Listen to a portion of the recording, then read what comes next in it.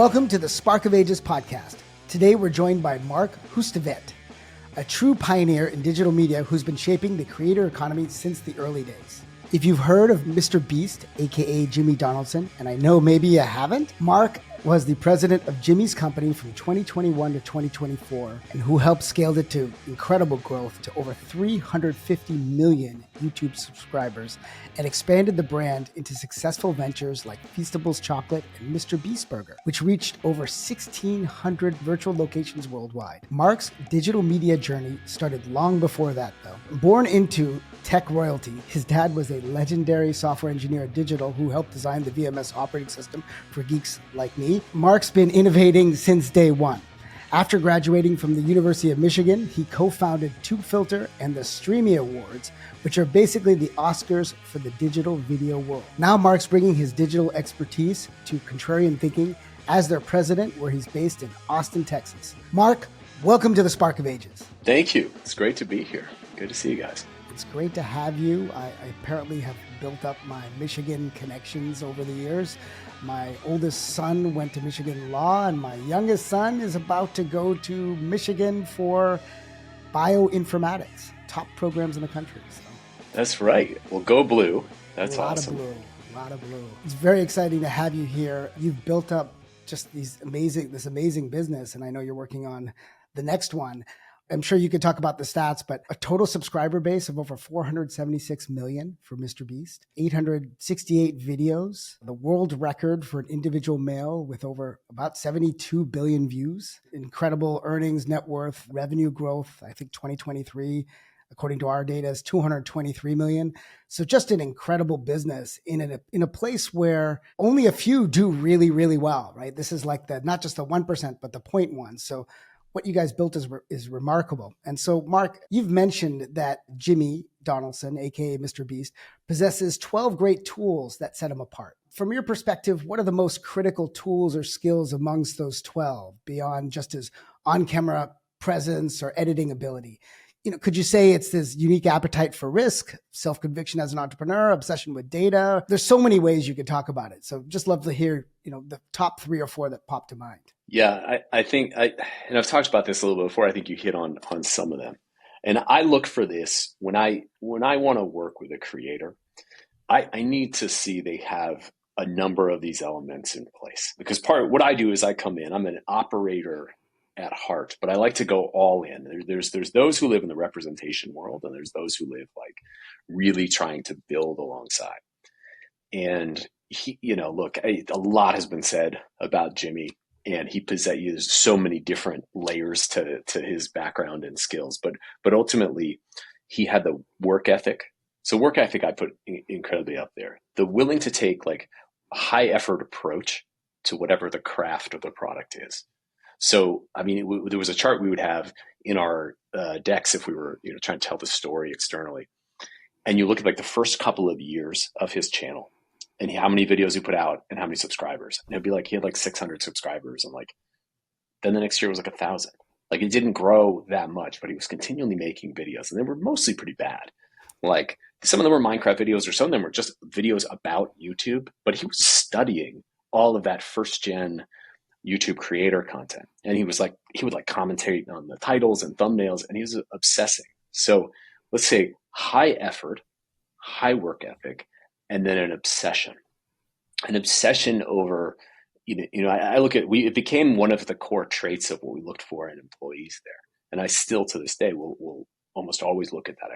I try to suss out like, what do you obsess over? The word sometimes gets maligned, and I think people overuse it like a buzzword, but like at the end of the day, it means you're willing to go so deeply down that rabbit hole and then just continually like go to the edge of it and then just push and see, well, like, why did that work? And why did that work? And then like almost like reverse engineer it. So he had that ability. The high appetite for risk is a real thing. The willing to sort of focus on what matters. I'll say the risk factor is like, he's willing to bet on himself too. So if there's a chance, if it costs $1 million, but it's going to make the video really, really exceptionally well. Like, and it's all of the money for the brand and all the money, you're basically like taking all the money you make on this video and then just like betting it again on the next one. That's not everybody who can do that. a lot of people actually are in this like, I need to be profitable and take money off the table, and they kind of look at it like a sort of a traditional business model. And instead, what I think he focused on was like the number one mission. It was like the best YouTube videos in the world. And, we have it on our walls. We're here to be YouTube first. Not, it was like, we make the best YouTube videos in the world, not the best produced videos in the world. And if you don't know the difference, ask Jimmy. It really was this single focus is another trait that I think was just absolutely part of the success. It meant you could literally, like, we literally outsourced for a period of time things like Facebook.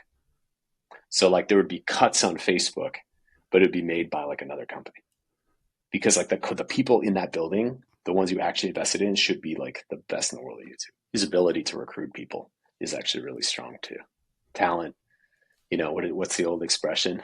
Like, game recognizes game. There's definitely that sense of like, he had the ability to, he would talk to almost anyone, like pick up the phone and call them. And that's initially how I got to know him. I was actually working with the Fine brothers, and I was running their business with them in LA. And he would call and he would ask all kinds of questions. And like, that's part of what he does. He's just like willing to ask direct questions. And I think that's what like great founders do in general, rather than go through sort of formal channels, is like, just get to the person who knows the thing and get them on the phone. That's awesome. Yeah. So, I mean, I could go on a lot about this. Yeah, but like, I think you nailed it, right? You said, it's hard being a super hard worker. It's almost a core element, but not just, there are a lot of people who work hard, but they're not focused, and he's obsessive, where other people may just jump from thing to thing. So he's obsessive, and then he reaches out to great talent and reaches out for advice about it. He's A players attract A players, and that obsession then bleeds off to the rest of his team. He's only going to attract those types of people who are like him. So I think it's a great way of putting it together. Then when you as part of building this, the thing that made Mr. B, or what it's known for, is the Squid Game video, right? It's $456,000 Squid Game in real life, right? Where you did this complex production, completely did almost a real life without the death version, or simulated death version of Squid Games. Could you walk us through some of the thinking behind that project? And It's really ambitious. And usually, frankly, in YouTube, it was known at the time, at least, to do a lot of stuff as opposed to super high quality stuff. Whereas you guys had like a $3.5 million budget, right? I mean, so just talk us through this. Yeah, that was an inflection point for sure. That was fall of 21. And it was, I mean, things were working already for the company and the channel. There was a certain momentum, but there was nowhere near the infrastructure, even to pull off that was super ambitious. It was, all the traits that we talked about. Set a big goal, a big ambitious goal. Let's recreate Squid Game in real life. The trend had, it was sort of obvious that this had become a cultural moment. And there was the first wave of quick derivative content that would come. And there would be other channels that did red light, green light, or versions of the game, but you could tell they were all watered down. And so we knew we had to move super fast, but we also had to like do it with spectacle, like really, really big, in a way that was like true to the like, how would Mr. Beast do this thing? And of course it would be, let's actually get 456 people. And let's get the costumes, and let's get the games right. And when you think about it, there was no, it sounds like, oh, well, great. It was pretty easy. Just follow these games, right? It was a scripted show. And when you're making IRL unscripted entertainment, which is what we made, you don't actually know what's going to happen. And you actually don't know, there's no actual playbook for red light, green light. Like you can just like Google how to play red light, green light, and how to pull that off. From a production point of view, that was a massive amount of engineering that went into pulling that off and transforming a horse arena in rural North Carolina into a stage that then we could play. And an incredible amount of work went into that. And so many people worked on this video, and they were super talented. I would say it was, move quick, set a very tight deadline. So like one of the biggest hacks, of course, was just overall was that like we shrunk time. We focused on how do we get the most out of every day. And how do we not fall victim to sort of traditional and really even the entertainment industry tends to get in this of like, well, we need this much time for development and creative, and then we'll lock the budgets and we'll, just sort of a well-defined way of doing things. Well, we would this is YouTube. So you still needed to like shrink that down and frankly respond to the trend, because there would be a point where it was too late after the holidays. So we ended up releasing it like Thanksgiving or maybe it was actually 2 days after that. It was the Saturday after Thanksgiving. So just as people are getting off the family stuff, getting tired of their family. Oh yeah, it was perfect. Great, something. A great time to release because the communal viewing and the people were discovering it. But if you waited too long, there'd be a problem.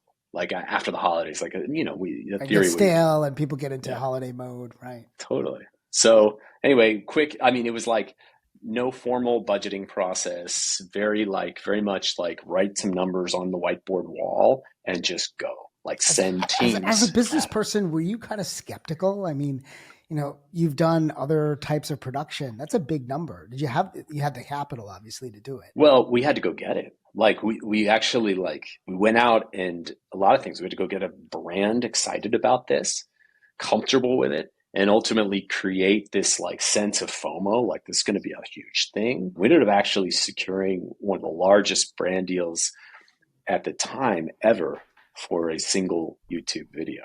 And it was well above the quote of where we were at that time.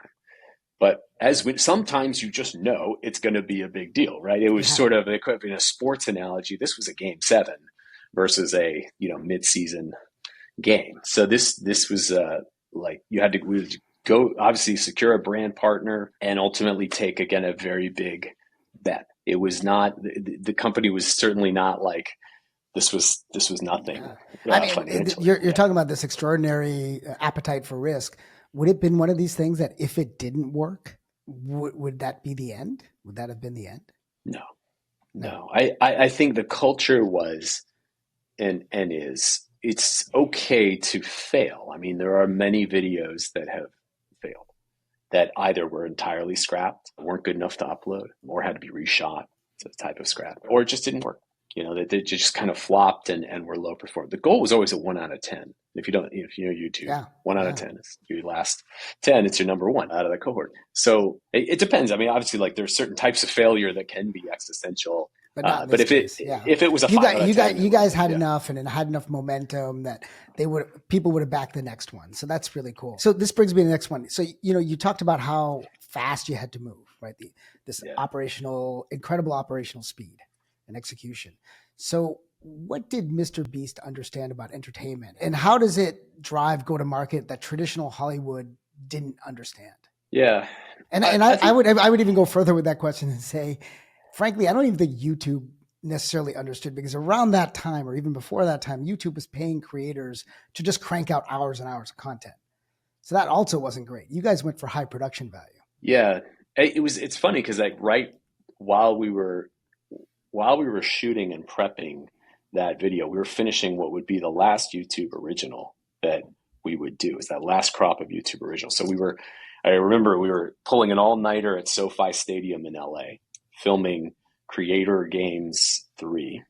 Had like Logan Paul and Zach King and all kinds of creators in this. It was actually 2 video series, if you will, that was funded by YouTube. And I remember we actually thought like, why?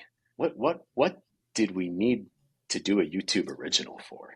Outside of capital, it added all of these other like process steps. And in fact, what they did is they would pair a traditional production company with the creator, because of course, when you're spending millions of dollars, this sort of typical network behavior, right? They're like, well, we want you to work with a real production company. They want an adult in the room, so to speak. Yeah. And wow, the cultural difference. So I'd been at Beast long enough. We'd done some videos and had seen just how nimble we were, even just the way we shot. I mean, even just like handheld, small camera profiles, run and gun, like literally like our camera team with athletes is the best way to describe them. And then we show up at SoFi. I'm not joking. There were guys, these like older gentlemen with cameras on their shoulders, just kind of looked like they were filming a basketball game or something. just kind of, and we were kind of looking around like, do they realize what's about to go down here? We're doing a hide and seek in SoFi. And as soon as Jimmy says start, they are going to sprint in every direction. And Logan takes off and everybody takes off. We didn't even bring enough camera of our team. So we were using their team, and their team, I remember these camera offs just were like slow. And you could see there was, I honestly, like, I don't so like you guys found like sort of the track artists, or the game, the folks that are willing to break rules or break the normal rules to drive the production of this, right? So you don't have to just be like a nimble, you don't just have to be like, a nimble company. You actually need nimble human beings on the ground to like move and capture these people. So that's so interesting. Well, that's a lot. By the way, folks, that's Sandeep, my who's back and joining us after a little bit of a hiatus. So go ahead, Sandeep.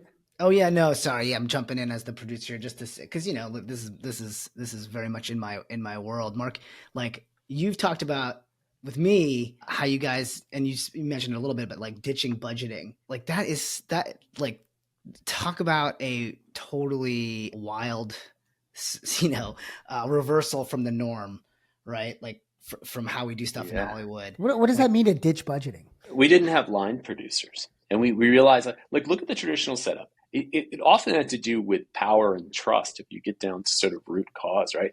The general suppliers of entertainment are generally not the buyers of entertainment, and they're not the end consumer. So you have these different steps, right? So as a production company makes content that is ordered up by a buyer, which is a network who's trying to reach the end consumer. Well, we were both the studio and the network. So like we didn't need that step necessary. It doesn't mean we didn't need to have general frameworks for what certain formats should cost, but the objective was a 1 out of 10 video. Keep and then iterate, make it better and better and better, and grow the channel. So that if we said, okay, fine, it's roughly, it's going to cost us this, we'll do this. All right, roughly $3.5 million.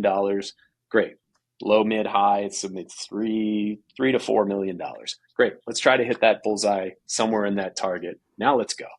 I see. So you guys are good. You threw a general number in. You didn't have to do line by line budget analysis. But traditionally, you have a line producer who is basically your like on-set cop that is making sure you're like every line and every department is not overspending. And this is not how you guys were thinking about it. It's like you were taking that energy, that resource, and devoting it, into what mattered more for the video, into whatever it is, experimentation or R&D for like how the heck you're going to pull off the Squid Game thing live, right? But I mean, the idea? But don't a lot of time these things just the costs escalate once you get there, and as you realize things that they just explode. How do you just say, well, I'm going to put 3 or 4 million in, let's see what happens? How do you prevent 3 from becoming 6 or 8? Well, it's a good question. I'll say, look, part of it is ultimately creative is in charge. We were a creative-led company. And a lot of people say that. Very few actually have the stones to run it that way. And like Jimmy did. And that means that like if we showed up and looked at it day of and it wasn't ready, I say we, but really the creatives at our company. So say it was Jimmy or Tyler or whatever, be like, that crane isn't big enough. I don't think we've got it. Let's get another crane. It meant because you're doing it for the viewer's sake. You're like, this is going to be a better video. You didn't need to go make some business justification. So business, production, everything else was in service of creative. And that's what the viewers reward. The viewers kind of inherently knew that they were going to be surprised and delighted by, holy cow, how are you guys doing this? How are you doing that? And then like the profits would follow. And ultimately we can talk about business model in a second, but I think at the core, it's grow this attention engine, this thing that you can't stop watching because it's like the most interesting thing in the world. Right. It just totally surprises you as you watch it. Like they really did this. They really threw him in the water and threw him into a pool with his chains tied, his feet tied to a chain. Yeah. Like and then a character would negotiate with with Mr. Beast, right, and try to get more money out of it. It's just really clever stuff that you guys put in to get it there. Maybe talk about the business model. I think the note here is that this is why I love creator businesses. Yeah. The creative, who is the creator, owns the business. I see. So it means that you have to go back to the power structures. You look at a lot of traditional business and media, or even digital media. You take that era of venture funded. They put the suits in charge. Like they bring in a bunch of C-suite, and the creatives would either be contracted. They pitch a show, they pick up one of Sandeep's shows, and yet he's not the owner of that company. He's the owner of his company, but ultimately, like the ones that were buying these shows. Here was a case where like the creative owned the company. So it was going to ultimately had both the business sense in their head and then ultimately make the best product. And he would always say, look, let's make the best product. So that, of course, then we have to make sense of it. And part of my job is to make sense of it, of like, where are we actually going to like build actual like value and actually return cash? Because ultimately the thing eats a lot of cash. That's right. Cash cycles in media are fairly quick in digital media, which is great.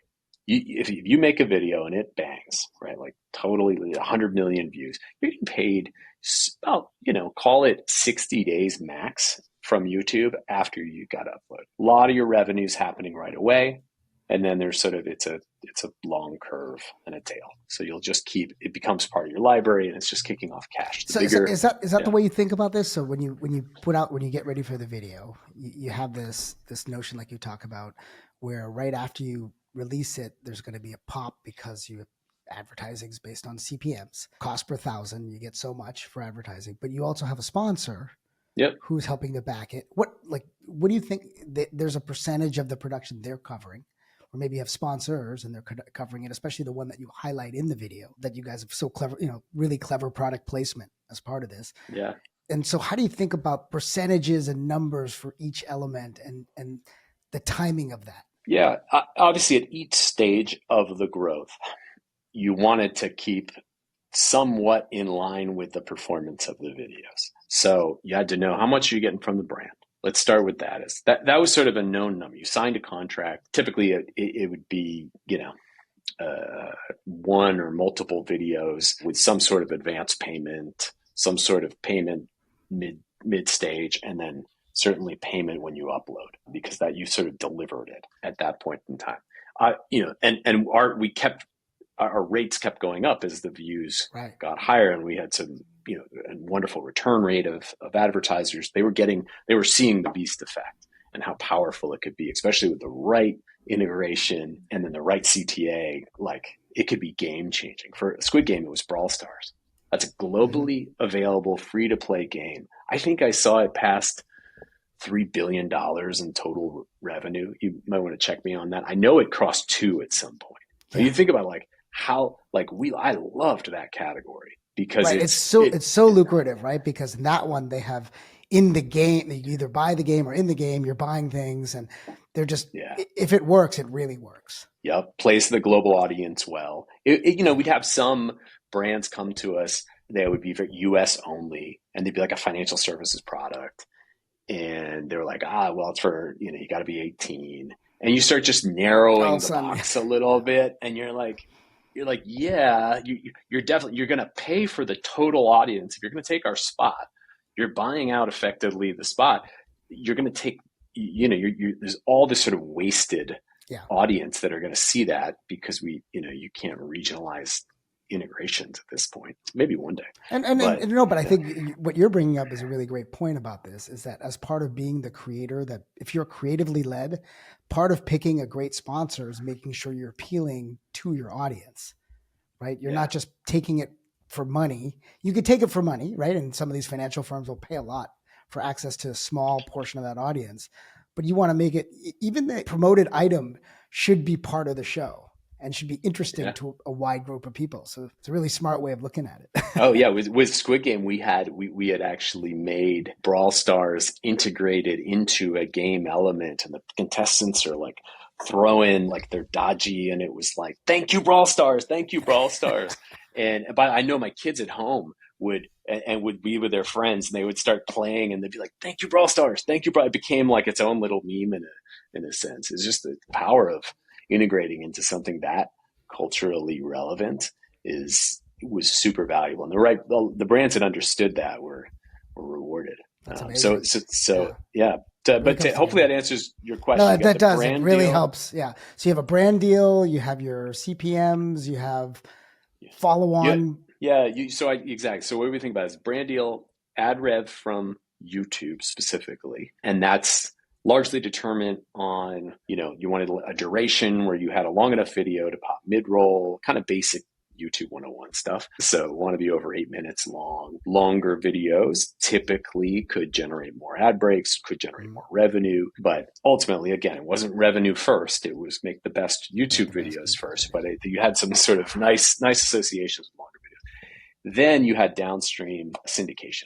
So we launched fast channels like Roku and Samsung TV, and there's like whole dedicated channels on the grid where you can just watch beast content, which is fun. And so that kicks in, obviously Facebook and then cut downs for other platforms. So there would be an ancillary pool of revenue, but you wanted to return the cash as much as possible with those first two buckets. Nice. And so now you're the president of Contrarian Thinking. It's a business, media, and education company. And you're building on, so now you have this great experience of what you learned and built together at Mr. Beast and navigating the creator economy. So what do you believe is the most significant contrarian insight or approach needed for businesses and individuals to find their spark? How do they achieve outside growth in today's crowded digital landscape? Oh, that's a great question. Well, so by the way, I will say Codie Sanchez is going to be a household name in a few years, when maybe even, a lot of people already know about her, but like she has that same package in many ways that I saw in Jimmy, the work ethic, the drive, the willing, like just discipline and obsession. She comes from the business world and was former Wall Street turned sort of private investor, and then is now teaching people how to buy small businesses. So very, very fascinating business model. This part for me, and what I find really interesting, is how big the opportunity is with, call it the education and info products world. You're seeing the creator world, which really learned first how to go native to the platforms and speak directly to an audience. And then you have this whole coaching world, which goes way back. You know, Tony Robbins in this space, Dave Ramsey in this space. And the more I like, these are wildly successful cash flow driven businesses that are not venture backed, but and I think that the spark for me is like, you don't need 100 million people to watch a video. If you've got the right 10,000 people that watch, you can have a very lucrative business. And I know of small channels who are doing coaching programs and masterminds making millions of dollars. There's one, I am not joking, not a single video has more than 10,000 views. Wow. Yeah. And all the people came from YouTube. They like did a whole mastermind, like people who paid in person, how many people, they all raised their hand of how many found you. So I think the algorithm is getting really efficient at finding the right. So if in that particular example, that person explains how to do VSL funnels, video sales letters, and like the very specific niche-y stuff within paid ad streams. But like it so perfectly aligns to that niche that like those who are seeking it out are quickly find it, and then it you start watching that. The algorithm already matched it whether you subscribed or not. You're going to get served that content. So that's the opportunity. So that's the opportunity. You have a much more focused audience, much more focused objective. But then you can't. How do you chart? Is the business model necessarily about then CPMs or media? Cost. No. It's more about getting them to an event or buying the next level advice or buying a workshop or buying maybe a tool. Is that the thing? I think the big trend here is that monetization strategy is going to be less reliant on the media side of it. Media is the tool to reach the audience, but you bring them through a funnel. If we're using marketing language, your top of funnel is your YouTube. Right. You bring them, or it could be Instagram. It could be a series of things. You're testing and you're on multiple platforms, and you need both short and long form content, but ultimately bring them into that next step. And that could be just a great questionnaire, filtering them on your landing page. It could be a dedicated page. And so what's the product? That could be, I think you're seeing a lot of group coaching, masterminds. I think courses are they're getting a little bit played out. Even of people who pay for courses, the completion rate or even watch rate is super low. It was surprisingly lower than I thought. Yeah, unless you have like a Duolingo for finance, it's really hard. Oh gosh, if we all could have that. That is I'm on a 344-day streak on Japanese, so I'm trying to hit my first year. I love that app. Yeah, I think I'm on 450 something. So, and it's hard because I'm doing Hindi, and they're not as good in Hindi as they are in Spanish, where my friends are. So they're luckily because my friends, they're pushing me along. Yeah. So let's talk a little bit about some of what sparks you and what drives you. You did talk about this quite a bit already, and I think it's a great description of how you've moved from business to business, similar type of business to a similar kind of business. So you co-founded airclick.net in college. So going back to your way back. You did your homework. That was at Michigan. Yeah, Michigan as an early internet business, rewarding users with airline miles for clicking banner ads. You mentioned the great moment of success for AirClick was receiving cease and desist letters from all the major airlines, which you've kept framed. So you're in Michigan. You faced a moment of whether to leave school or go to AirClick. What was your thinking? What was your internal calculus? Luckily, had a mother specifically who valued education and was like, you got to stay in school. So I had the family influence and pressure. I think also realizing that, that this was going to be tough. And I think that like, it wasn't going to be easy. I think we were on to something, and I think it was a great experiment and project. And I think everyone should do it and now it's so much easier. You could do, if I had the AI tools that we had, I probably would have 20 of these things going at one period of time in college, just for fun, just to see what's going on. I mean, we had to manually with PHP build a whole database, and it was just a clunky thing, but it worked. We got people, and we got on all these freaking flyer sites because everyone was just looking for ways to maximize miles. And we were like, cool. People are also looking for ways to get people to click on ads. And we're like, well, the people who travel a lot are higher, their HHI was higher, and there's a more valuable customer. So we got some brands excited about it, and did some basically did these money losing campaigns at first, just to get some testing. You were living the case study. If you're taking economics and you're doing this, you're learning the case study, and I think you were writing code too, right? So you had both together. You were combining both as part of your school experience. I got my brother involved, and my brother now, he's been 20 years at Google as an engineer. So it was great for him, and him and I both remember that well. So it's fun to work with. There you go, making your brother do the code work. That's always important. Well, you said, I think at one point you said what did you say that? I said, no, I know a thing or two about making your brother do the heavy lifting. Sandeep is the best at it. You mentioned, right, content is the new code.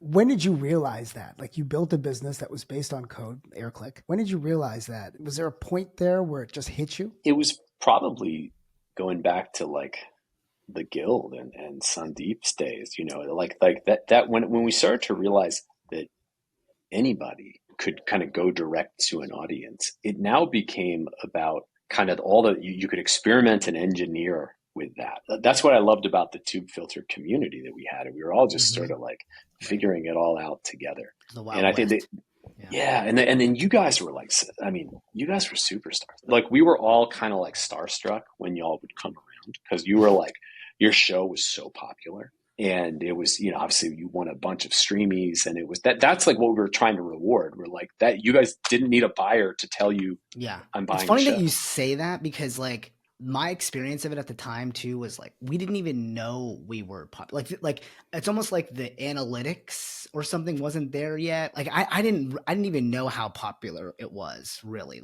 We were just in our own little world, in our own little, just hey, hoping that our PayPal button would fill up enough so we could shoot the next episode of the Guild. That we had no concept of how far reaching it was at the time. So it's just funny to hear that, that you guys felt that way about us. We were just we're like everybody else, just looking for the next opportunity to continue creating. So it's really kind of wild. Yeah. I mean, it was that was what drove me, and that's when I got obsessed. It was honestly that era, certainly the Guild. There was other there was T-Bar TV and these Tiki Bar, right? People who were just kind of doing their own thing. And it had some parallels to independent music scene and just like a lot of the way people self-distribute. And what I was always obsessed with was the sort of distribution hacks that people would figure out. And that led me down that whole long part, and it was a part of my career where I made some movies and comedy specials with creators because I was like, wow, we can like hack the iTunes charts if we like go to iTunes and we send people there. And if you surge at the right time, that you do a bunch of sales right away, it all of a sudden pops up on the charts, and that generates more activity because and it actually raised the perceived value, and then you could sell that to Netflix or whatever. And I think that was ultimately like, and that's what now the YouTube community, and that's the underpinnings of it, sharing the sort of learnings and secrets of like basically growth and growth marketing in a way. Like there's so many cross parallels with marketing, and yet the code itself was like effectively that's what I mean, the content can be code. Did we create an emotional hook?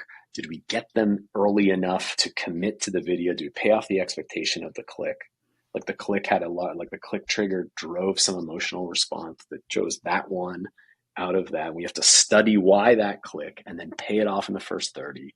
And I think that's what separated those who really rose to the top of YouTube and the ones who would struggle and they'd be like, I don't know, I'm sort of just making this episodic show and nobody's watching it. And I'm like, because you're not really thinking about that part. There's an engineering component. So that's the part that I find really interesting about you, right? Is that you see growth marketing. Of course, I'm from a growth marketing company as part of hacking this together. You're looking at the data as you're going, right? You're watching components of the data as it's moving. And so I'm wondering where some of that came from, right? So you came from a family obsessed with computers and technology. Your father was a great software engineer, VMS operating system, it was the foundational mini computer operating system for those who are geeks. I actually know a little bit about it because I was at one point at Sun and the Solaris product marketing group. So I had to learn about operating systems and kernels and how to market it, actually. So do you find that one of the things when you're building operating systems is you really have to know the core, the first principles about how things work and generalize it? Does that resonate with you in terms of what you do for your businesses or when you work with creators? Yeah. I've never really thought about that way. And I love that you, by the way, know VMS. And no, I never really talk about my dad. He had a tragic car accident in '84. It got really head injured and sort of ended his career a little early. Sorry about that. No, it's all good. I mean, it's life, right? But it's such an interesting way of thinking. It's even at Michigan, the way they taught CS, and I don't know if they still teach it, but you started with binary and then you moved up to assembly. And then you couldn't learn C until you learned literally how, and you had to take hardware right alongside software. So you understood integrated circuits. You understood why there was like an AND gate, an OR gate, or an NAND gate. You understand fundamental logic of how the systems worked. And to me, that's like when I approach a business too, and I become sort of a little annoying sometimes because I get deep in everybody's department and I'm like, yeah. So show me this funnel in HubSpot. Like, show me all of the logic steps. I want to see the tree. Don't just tell me what it does. I need to see it. And because ultimately I can't help a system grow and debug the system unless I understand it. And I think I hadn't really thought about it in parallelism, but I guess that's what computer science and probably some family background maybe helped me get into. Yeah, it's interesting. Yeah, no, it's amazing. So let's jump a little bit to the media ecosystem. So the media ecosystem continues to fragment. Where do you want to put your attention in the future? Like, what kinds of entertainment are you excited about making? And then how do you make those creative choices? I mean, I obviously have been, my bet is always for the last couple decades now been on creators. And a lot of people say that, and they're really just trying to grift off creators in a way. I actually mean the atomic unit, I think, of a media company is one, meaning that we're driven by single personalities leading media companies. And I think that trend is just continuing and continuing. They sort of reach, even Barstool or some of these that are sort of the modern, sort of they have a singular founder, right? But then they grow another star, and then that star Alex Cooper gets a $60 million Spotify deal and has to leave.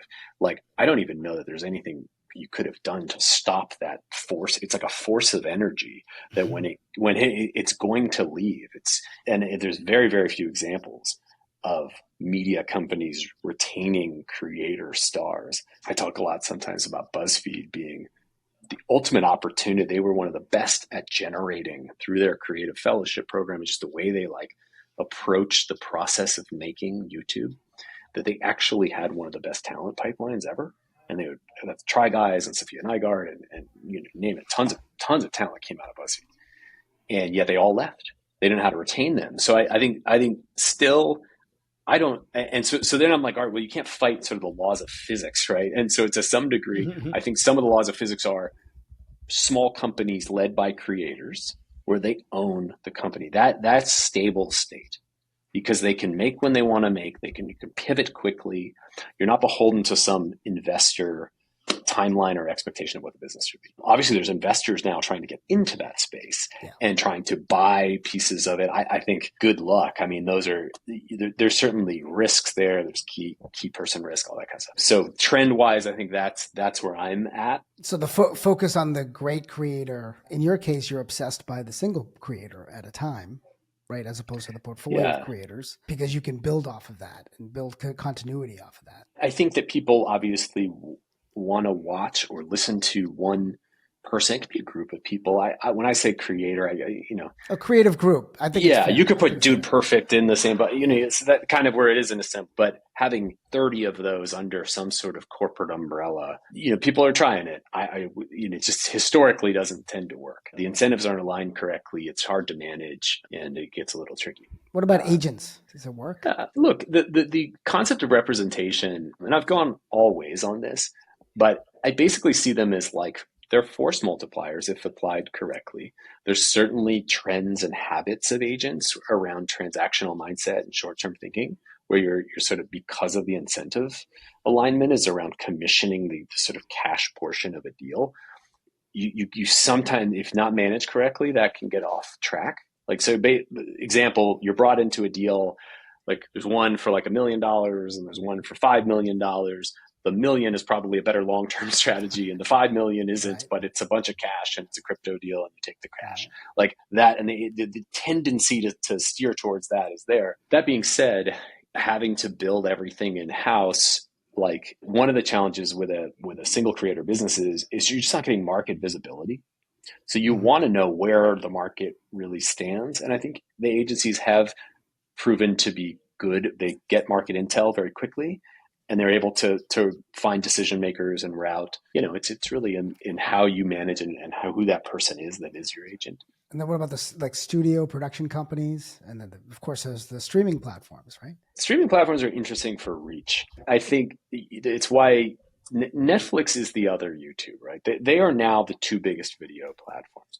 YouTube is number one. Netflix is number two. One is an open system and one is a closed system. If you're trying to reach everybody in the world, you probably want to be on both. And so there's strategic value to get to both of them. A lot of people only focus on trying to get on Netflix. And by I'll say Netflix, also Amazon Prime and others. But, et cetera. But I only think the interesting ones are global. I wouldn't waste your time with regional stuff or like the US only things.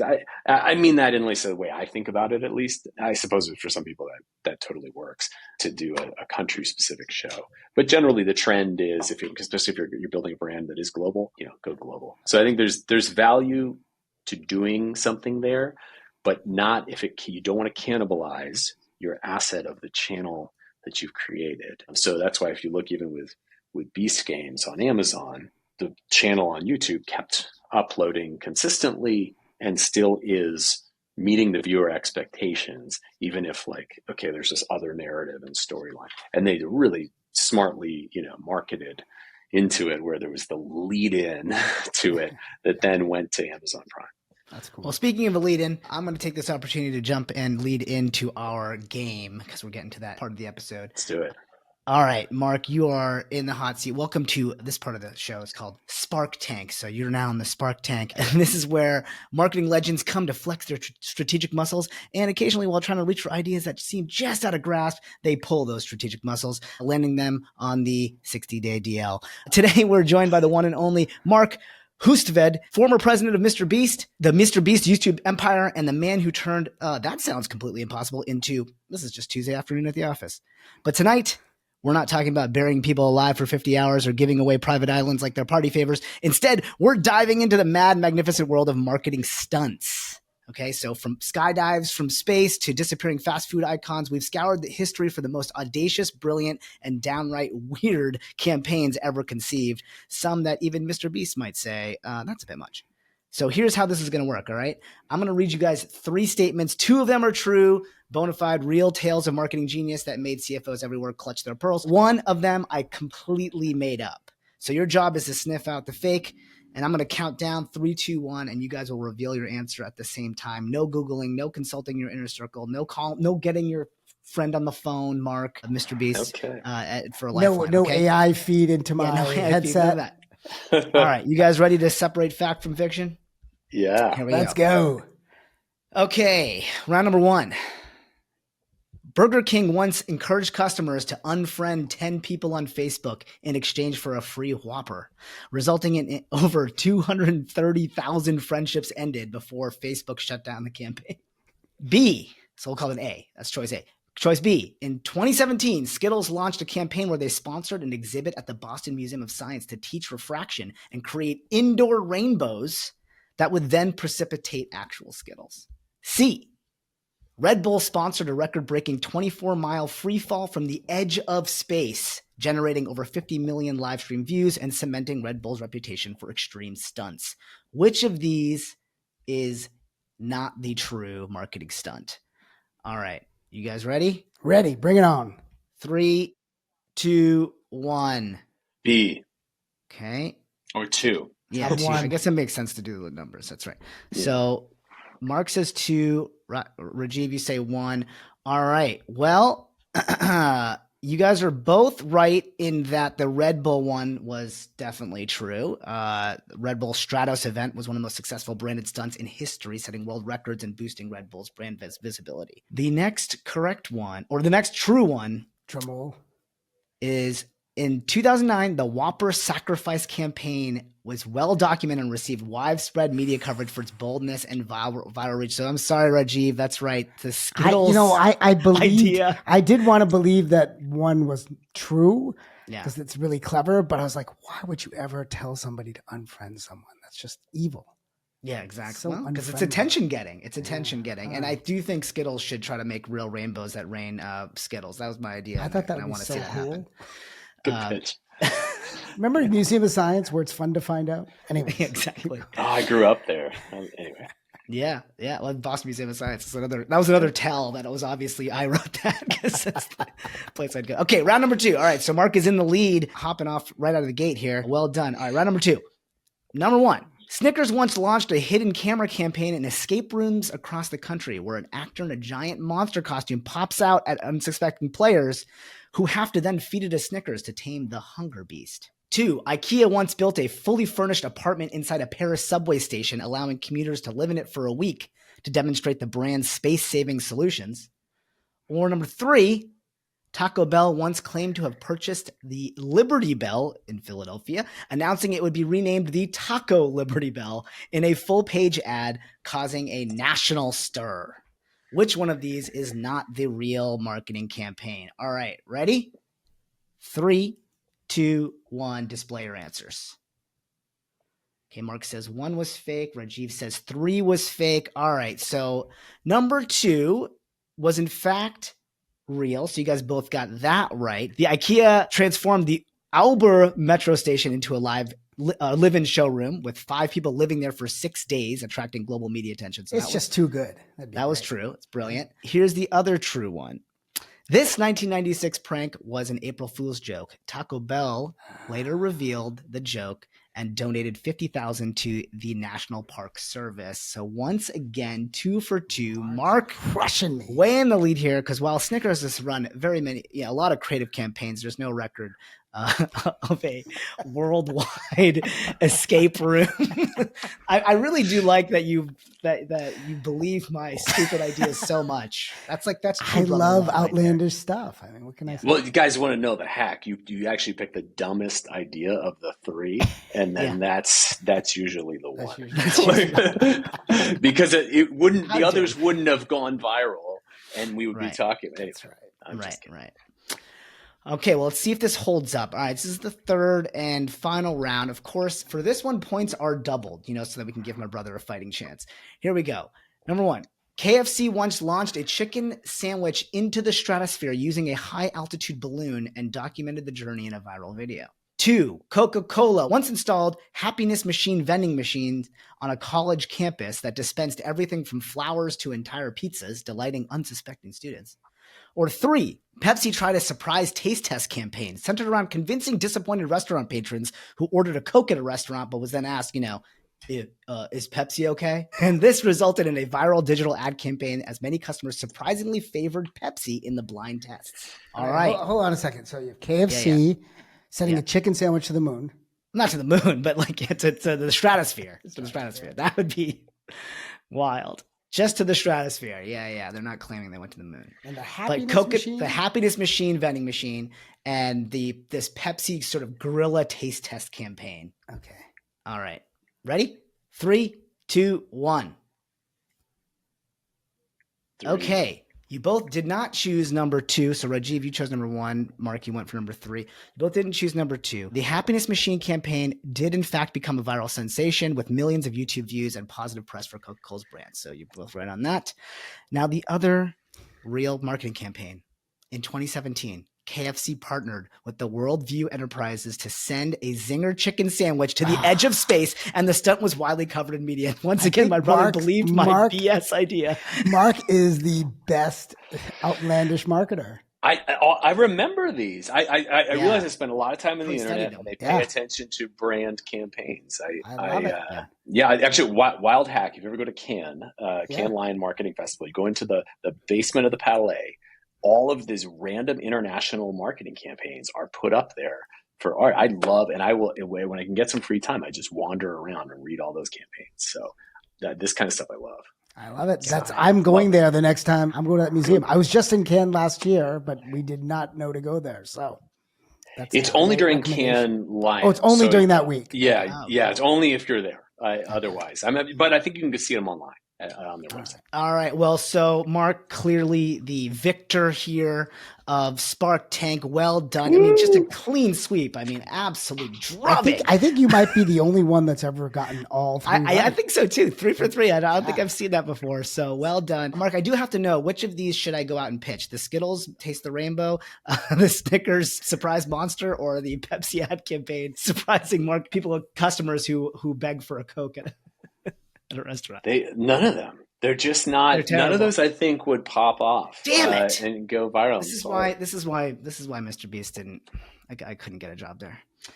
Oh well. There you go. Oh, well. I love it. Okay, this is awesome. I really thought it would be the Pepsi one because I thought that would be really interesting, a great surprise to catch. But maybe they don't want to. Maybe they don't want to acknowledge Coke that much anymore. They think they're just thing. When they say is Pepsi okay, I'm like absolutely not. No, I'd rather drink a water. Sorry, that's just me. There you go. Well, there goes your next sponsorship for Desi Quest. I'm out. All right, that's awesome. All right, Marc, I got 1 or 2 more questions if you still have time. So I'd love to shoot a couple at you. This is so much fun to hang out and learn from you. What's your personal moonshot? Oh God, that's an interesting question. And try to do it in one sentence, 1 or 2 sentences. Right. What's your personal? God. Because then I can ask you more things. Give us the log line. All right. So this is a cool rapid fire. Yeah. Oh God, this is really a tricky one. God, I need a quick answer. I mean, I have dreams. We're getting into like hopes and dreams, but personal moonshot. I mean, I'd like to figure out personalized video experiences so that each person has a different experience, and we somehow use AI to do that. That's awesome. Sandeep, he's your man. You guys should get back together on this. Interactive film, man. How about this one? Do you have a favorite life motto? No, God, there's so many. If you didn't have one, what pops to mind? Do the work. Do the work. I like that. Yeah. It's kind of like, it's almost the next stage of do your job. Do the work. Do the work. Get it done. Yeah. Actually, it encapsulates a lot. Yeah. If you could instantly gain mastery in a skill completely unrelated to your professional field, what would it be? Piano. Piano. Why? I love the way a piano sounds, almost any song on a piano. And I've been trying to like teach myself this little hobby piano. So I'm actually learning. I'm learning an Adele song right now. Nice. Which one? But I never, Someone Like You. Oh, yeah. And just literally, I didn't take piano lessons as a kid. That was not my instrument. So this is like totally new to me. Wow. It's a big retraining. I've learned piano. It is really hard to master when you're a bit older. And I only got decent at it by memorizing, not necessarily by reading sheet music. Okay. What's a seemingly small act of kindness or generosity you've received that had a disproportionately large impact on you? Oh, I don't know if it's kindness. I guess that's kindness. I would have to say like people reaching out and acknowledging when I lost my mother. It was the amount of empathy that my professional and personal network had just meant a lot. That it just people attuned to your life moments like that. And I guess that's an act of kindness. It really had an impact on me. I still think about that. And it makes me more conscious of recognizing the humans of all the people that we interact with to be more present in their lives. I love that. Thank you. That was amazing. And final one, if you could have a billboard with any message to your younger self, what would it say? Stay curious. Oh. Yeah, probably stay curious. I know that. it's a borrowed quote, of course. By the way, at the end of the show, I end with be ever curious. Well, I didn't even know that. I should have done my homework. I didn't know that. Which is why I was so happy that Anand and Sandeep got you for the show. So thank you so much for being with us. I think it's just amazing to be with someone who sees the business side as an art in and of itself, of working with incredible creators. I appreciate your level of obsession and how that drives not just great quality content that moves people, but also just brings about great success and inspiration. So Marc, thanks for being with us. Thank you. Thank you for having me. Terrific discussion, and let's do it again sometime. All right. Great. And plus you got to win the game. So I was going to say, thanks for kicking my brother's ass. Thanks for beating me. nice nothing makes me happier than when I get humble to my older brother. Sandeep's games. Great. I'll send you an address for the t-shirt. Thank you. And for you, we'll have a t-shirt. All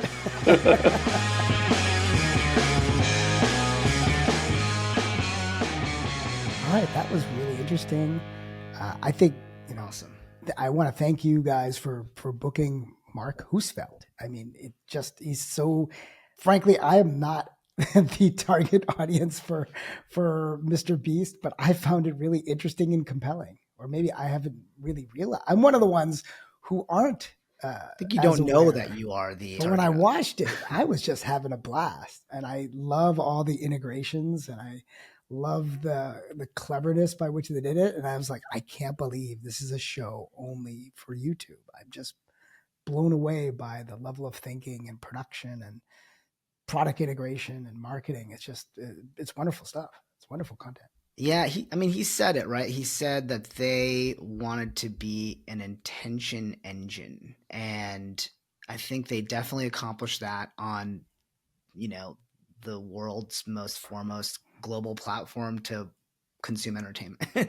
Right. But they're and I think of attention in terms of some of the latest books written by it, where our political leadership does it to create controversy. Sure. And this is just more pure attention grabbing fun. That's right. With some risk to it. It's just fun to watch. It's joy. Yeah. And, one of his 12 keys that you guys didn't touch upon was, in the creators that he looks to work with, is have a good heart. And, but that's something that he does espouse. And certainly Jimmy and Mr. Beast, that's like what they're all about. Literally, there's videos where they help people who haven't seen before, blind people, like get the operation, the surgery that is so hard to afford to be able to see. Like, it's unbelievable to watch somebody see for the first time. right? Like that, like it's those types of things, like these big ideas that, hey, and the way they rally. Yes, it's all about, it is about getting views. It's about making sure your efforts are rewarded, but it comes from this like these innate ideas of like wanting to better the world, and enough people thinking that, yeah, I want to see that. I want to see how someone goes out there and literally pedal to the metal, puts the work in to better the world. And right. So, yeah. Well, that's what I like about what Marc said, right? He encapsulated a lot of these characteristics in do the work. Mm-hmm. I like his point about it's working hard and being obsessive. So there are many people who I've met who they show up every day on time, they do work and they go home, but because they're not obsessed about what they're doing, they don't see the nuance and insight that they could to really bring things forward. Like table stakes is you have to work, but doing the work, meaning digging in and obsessing about the details and obsessing about the metrics about the detail, is where you find, he described it well, where he talks about how when he releases something, he looks at the arc of traffic and tries to see how it connects to the actual content. In an industry, when you create content, a lot of people like to just do it and move on to the next thing. I know I have that feeling, but you have to go back and say, no, what really resonated and what did it? And that's what they do. It seems like they do it. They obviously have the record of success to do it exceptionally well. 100%. I really, it personally pinged me pretty hard, the idea of obsession, because it sort of harkened me back to a time when I was so obsessed about the stuff that I was making, in part because I had more time, right? I have a family now. Like things are just so different, but like there was a time where I was obsessed with the Legend of Neil or stuff that I would create, and I would just put in all those hours and those extra hours. Couldn't go to sleep until I finished the episode or this really small detail that was really nagging at me, and it sort of made me long for that, Oh, you're not an old man yet, something. Yeah, exactly. You got to find it again. It's not over. You got to find it's rediscovering continuously. Yeah. It's rediscovering. And I think there's also this thing, maybe we'll talk about it one day, maybe we'll even get Arthur Brooks on this, where when you're younger, you do put in a lot of hard work in terms of obsessing about something. But then as you get older, what happens is, or more mature, you know what characteristics you need to drive in the people who work with you. And you're the connector being that puts all these things together. Right. So you're not working the 16 hours on one item, but you're helping others who are obsessed, who are part of that obsessed team, channel their energy appropriately. Right, which is basically what Marc exactly does. He identifies the right creator and then helps them put that obsession in the right place. So I thought that was really interesting, fun, illuminating, and it's a great cross-section between entertainment and business. And great to have you with us. So I was super excited to have you with us and to play the game again. Obviously, I got bested, but in the best way. So I appreciate it. In a way, I got bested too, because I couldn't fool him on one of them. Crushing them. Oh well. All right. Well, you tuned it for me well. So great job with that. All right. Thanks for listening. If you enjoyed the pod, please take a moment to rate it and comment. You can find us on Apple, Spotify, YouTube, and everywhere podcasts can be found. Yes, and this show is produced by Anand Shah and edited by Sean Marr and Aidan McGarvey and Lauren Ballant. I'm your host, Rajiv Parikh from Position Squared, an AI growth marketing company based in Silicon Valley. We've got some really cool new AI offerings that we will be putting out to the market, taking our service, and we've turned it into tech, and I am so excited to show it off to you. Oh, man. It is going to be game-changing how you can enter in what you're looking to market and how you're looking to market, and our system takes our expertise and gives you a full plan on how to make it happen. So come visit us at position2.com. Awesome. This has been an Effin' Funny production. And we'll catch you next time. And remember, folks, be ever curious.